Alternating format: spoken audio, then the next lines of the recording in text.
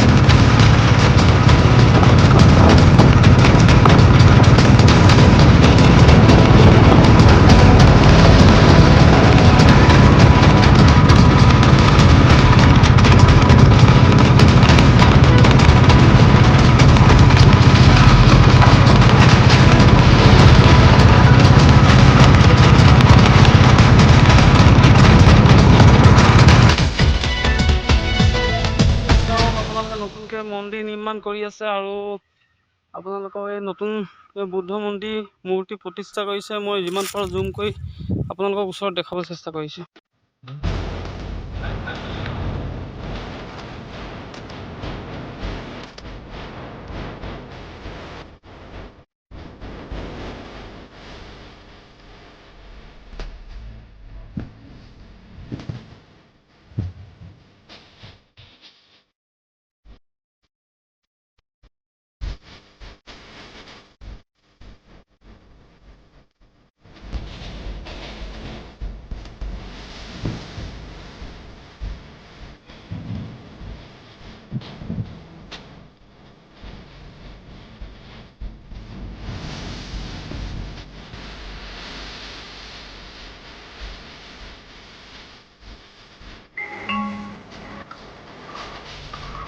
ইয়াত চাওক আপোনালোকে বুদ্ধ মন্দিৰ ফুলনি বাৰী আৰু ইয়াত নতুনকৈ প্ৰতিষ্ঠা কৰিছে তেওঁলোকে মূৰ্তি।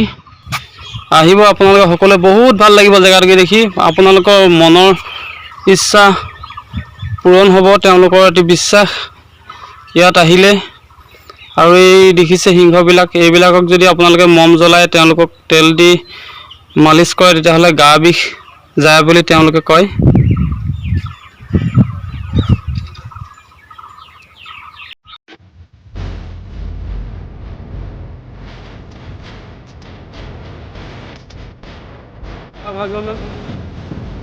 প্ৰতিটি থাকিবৰ কাৰণে তেওঁলোকে ব্যৱস্থা কৰি দিছে, দেখুৱাই আছে।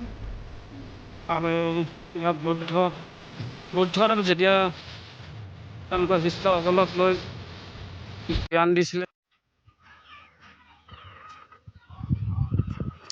আৰু আপোনালোকে দেখিছে এই ঘৰটোতেই 3, 4, 5, 6 এই 4দিনীয়া কাৰ্যসূচীৰে বুদ্ধ মন্দিৰ ভাগৰ যি নীতি নিয়মৰ মাজেৰে তেওঁলোকে ইয়াতে অনুষ্ঠান আয়োজন কৰিছে আৰু এই ঘৰটোতেই সেই অনুষ্ঠান ভাগ আয়োজন হ'ব।